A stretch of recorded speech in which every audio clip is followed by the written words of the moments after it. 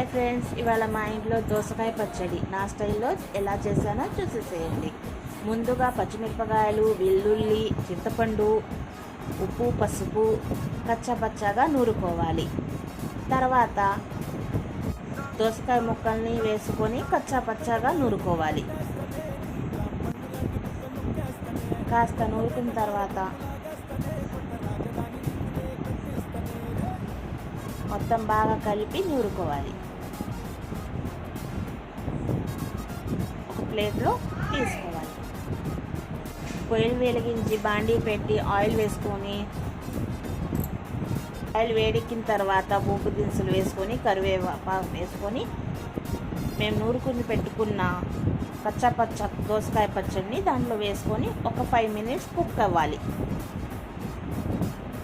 ఒక 5 minutes cook అయిన తర్వాత కొత్తిమీర వేసి దింపేయటమే. అంతే సింపుల్. వేడి వేడి అన్నంలో నెయ్యి వేసుకొని తింటూ ఉంటే కమ్మని దోసకాయ పచ్చడి రెడీ.